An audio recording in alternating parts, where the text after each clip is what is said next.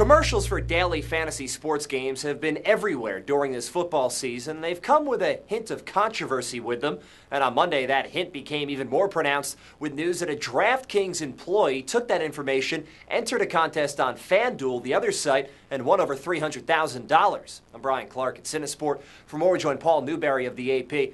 Paul, does this kind of development or the fact that we've now gotten to this point of controversy, does it surprise you? How do you react to this?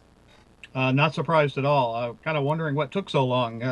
This is kind of a wild west of million-dollar industries or multi-million-dollar industries, and it's kind of amazing that even in the short time they've been around, that it's taken this long for something like this to develop, because these industries appear to have little to no regulation, and so these kind of things, sort of insider trading, it just seemed inevitable. Now, from all the commercials, all the advertising we see for it, we know people play fantasy football. This takes things to another level.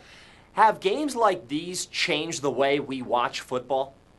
Well, as you mentioned, it certainly changes the way we see the commercials that we see, because you can't hardly turn on anything during football or outside of football and not see a DraftKings or, FanDuel commercial. And we're probably all a little tired of those. But, this fantasy football thing is just really taking the nation by storm. I mean, because people watch games now, they don't even care who wins the game. All they're caring about is their players. And I think it's brought more fans to the game. I'm sure the NFL loves it, gets more people watching games. But I think people are definitely watching games a lot differently than they once did. So what do you see happening now? Because these industries have said, hey, we're not gambling websites. Traditional gambling places say, well, hold on a second, they want them regulated. Where do you see this going?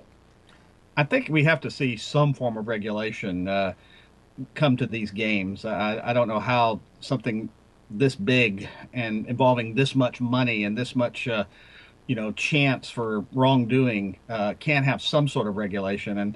And frankly, even though, nothing personal against them, and there'd probably be an uproar if we got rid of them, you wonder the whole idea that these are not gambling. How long before somebody takes that on? Some prosecutor decides, I think these are gambling. I think that might be, at some point we might even see that, although that might lead to a national riot if they got rid of these games. It's been one of the stories of the football season, and it seems like it'll be hanging around for a while. Paul Newberry of the AP. Thanks, Paul.